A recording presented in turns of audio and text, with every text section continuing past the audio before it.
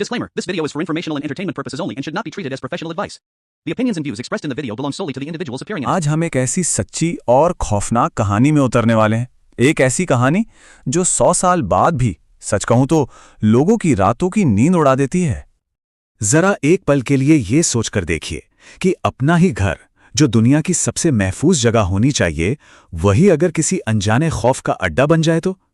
जब ये महसूस होने लगे कि घर में आपके साथ कोई और भी है, कोई अनजाना साया, जैसे आधी रात को घर के सन्नाटे को चीरती हुई अटारी से किसी के चलने की भारी भारी आवाजें आने लगे।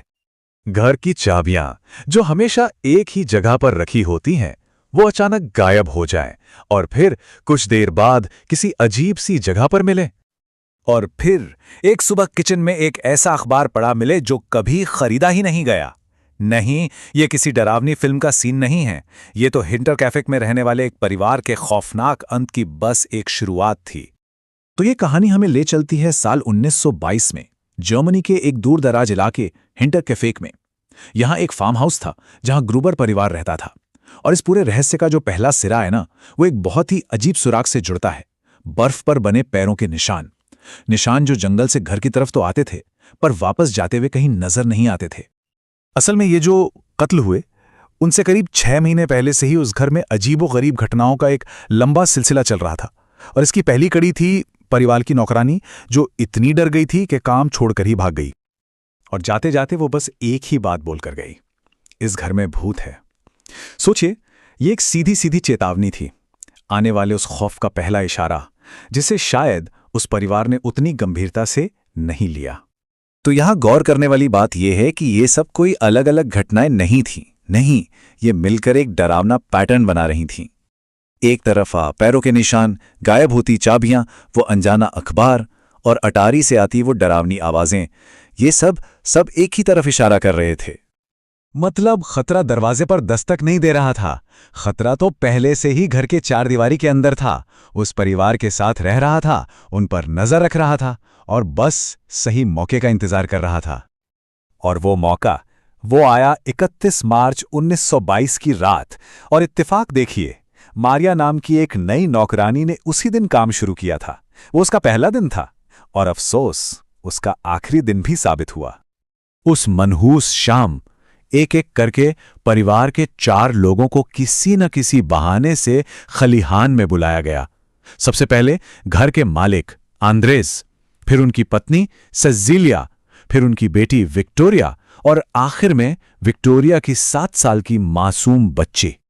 और जैसे ही कोई खलियान में दाखिल होता, उस पर एक मैटक से हमला कर दिया जाता। मैटक मतलब खेत में काम आने वाला एक भारी कुदाल जैसा हथियार। एक के बाद एक 4 जिंदगियां वहीं पर उसी खलियान में खत्म कर दी गईं।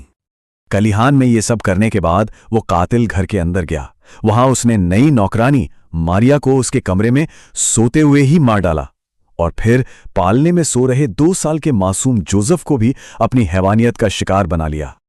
बस एक रात, और उस एक रात में पूरा का पूरा ग्रुबर परिवार खत्म हो गया।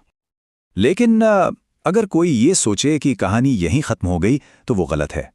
असल में इस केस का सबसे ज्यादा सेहरा देने वाला पहलू तो अब शुरू होता है।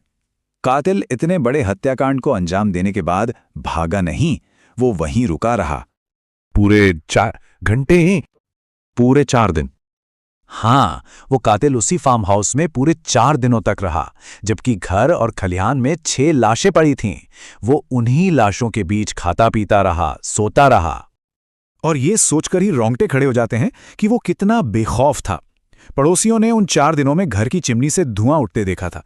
जब कई दिनों बाद लोग वहां पहुंचे, तो उन्होंने क्या देखा कि खेत के जानवरों को बाकायदा चारा दिया गया था, रसोई में खाना खाया गया था और बिस्तर भी इस्तेमाल किए गए थे। मतलब उस कातिल ने मौत के उस घर में एक सामान्य जिंदगी जी। कुछ साल बाद उस मनहूस फार्म हाउस को हमेशा के लिए गिरा दिया गया। शायद ये उस जगह से उन खौफनाक यादों को मिटाने की एक कोशिश थी। लेकिन वो राज आज भी एक अनसुलझी पहेली बनकर रह गया है। 100 से भी ज्यादा लोगों से पूछताछ हुई, लेकिन कातिल का कोई सुराग नहीं मिला। जांच के लिए जो पीड़ितों की खोपड़ियां भेजी गई थीं, वो भी दूसरे विश्व युद्ध के हंगामे में कहीं गुम हो गई। और हत्यारा, वो तो खैर कभी पकड़ा ही नहीं गया। तो सवाल आज भी वहीं का वहीं खड़ा है। आखिर कौन था वो जो महीनों तक उस परिवार की छत के नीचे एक परछाई की तरह छिपा रहा, और उसने ऐसा किया क्यों? तो अगली बार जब रात के सन्नाटे में छत से कोई अनजानी सी आवाज आए ना, तो बस ये याद रखिएगा कि हो सकता है वो सिर्फ घर के पुराने होने की आवाज ना हो।